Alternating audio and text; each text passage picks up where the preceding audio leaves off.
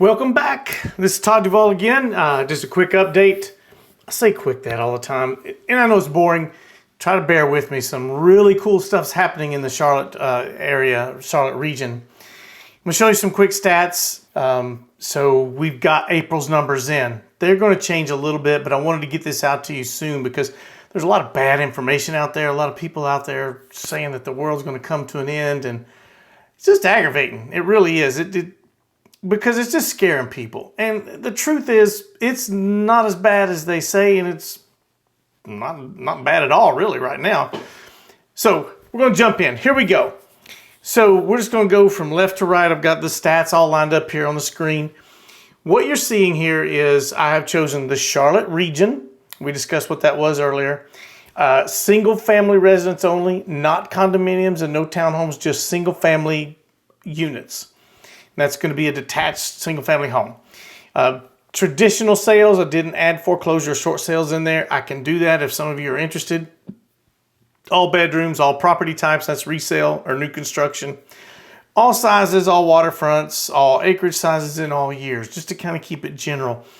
And I can do one for condos and townhomes, but that's probably going to be a shorter video.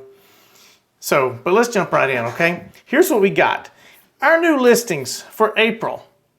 Going to be 3,618 new listings hit the market. That's down from March of 3,987. So we still have a supply issue. Closed sales are down 25% from a year ago. But again, a year ago we were in the heyday. But our closed sales in the month of April was 2,740. Days on market. Now I'm using the median days on market as opposed to average. And the median days on market right now for properties of what I've discussed are 10. That's not a lot. That's really, really not a lot. If you go all the way back to 2010, the maximum days in Charlotte in the past 10 years is 105. So we're 10% of that. So days on market have dropped considerably since February. It was 29 days on market, and that's dropped to 10. So we're trending toward a stronger seller's market. We're still in a seller's market. We've never left, just so you know. Month supply, this is a good one to know.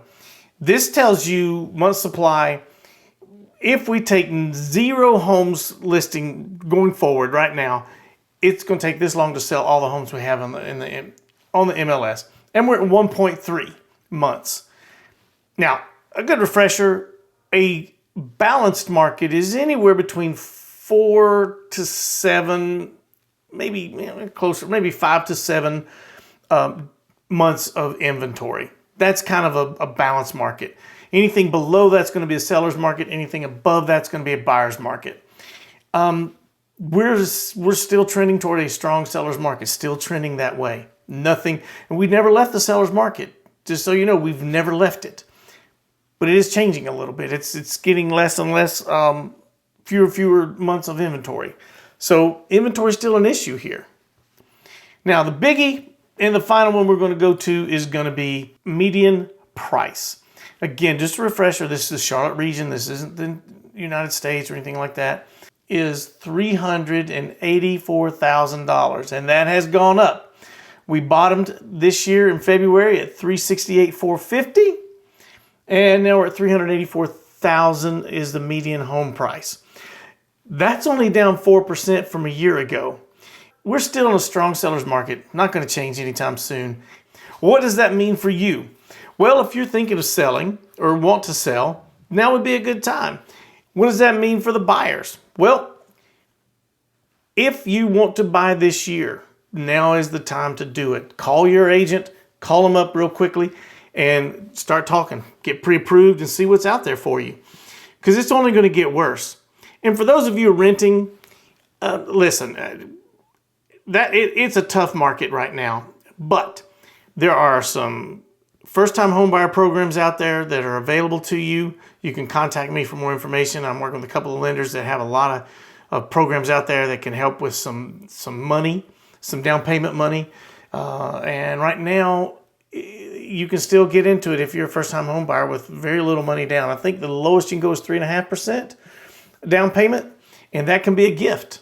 So keep that in mind too if you're renting. Here's the other thing too. I know you think the interest rate's high, and it's 6.5, something like that.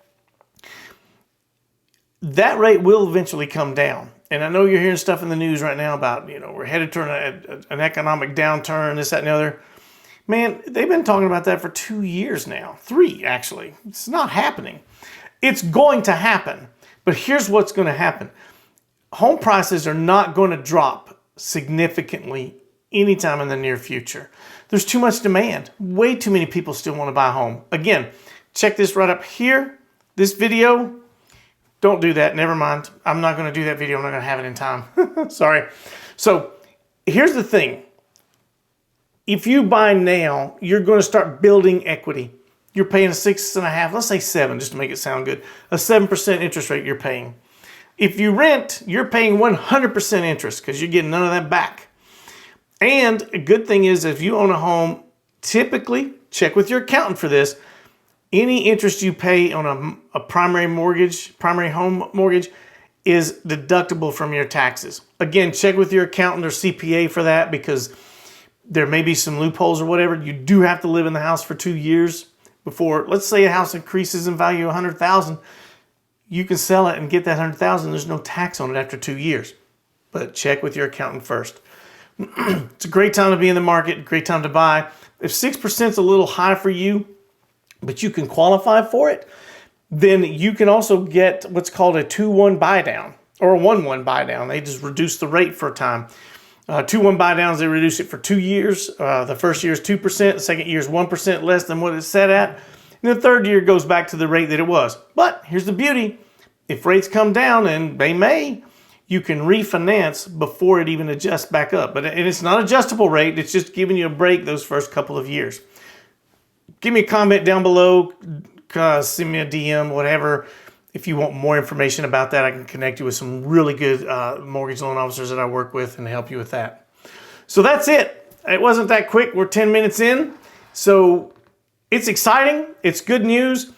And we are not headed to the edge of the cliff, and we're not going to fall off anytime soon. All right. Have a great night, folks. And we'll see you again.